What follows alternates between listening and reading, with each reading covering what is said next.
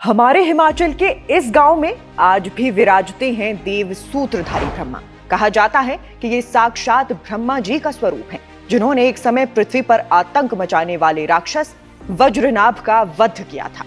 और जब उस राक्षस का वध हुआ तो ब्रह्मा जी की कमलमाला के पुष्प धरती पर गिरे और 3 पवित्र सरोवर बने।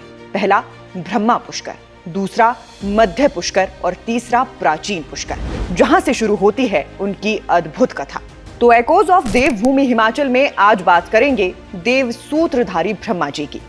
देव श्री सूत्रधारी ब्रह्मा, जिन्हें मंडी के पधर तहसील के रुहाड़ागढ़ में पूजित माना जाता है, सतयुग में वज्रनाभ नामक राक्षस का संहार कर सृष्टि की रक्षा हेतु महायज्ञ करने निकले। उनकी हथेली से निकले कमल के पुष्प गिरकर 3 पुष्करों की झीलें बनी। पर यज्ञ के समय उनकी पत्नी सावित्री विलंबित रही। यज्ञ पूर्ण करने के लिए ब्रह्मा जी ने स्थानीय गायत्री से विवाह कर लिया। सावित्री के क्रोध से उन्हें शाप मिला कि उनकी पूजा समस्त लोक में नहीं होगी, केवल पुष्कर और कुछ विशेष जगहों में ही होगी। शाप के बाद ब्रह्मा जी हिमालय की ओर चले। पुष्कर से वो पंजाब, किन्नौर, कुल्लू होकर मंडी पहुंचे और सुराहन में विश्राम किया, जहां उन्होंने सूखी पहाड़ियों को स्पर्श कर हरा भरा किया और लोक में अपनी लीला दिखाई। एक गद्दी भेड़ पालक ने उन्हें साधु रूप में देखा और पूछा, सूत्रधारी ब्राह्मण देवता, आप कौन? ब्रह्मा ने कहा, मैं सृष्टि का सूत्रधार हूँ। उन्होंने जल मांगा। भेड़ पालक जब लौटा तो वहां केवल कमल पुष्प और एक अष्टधातु का काला मोहरा था।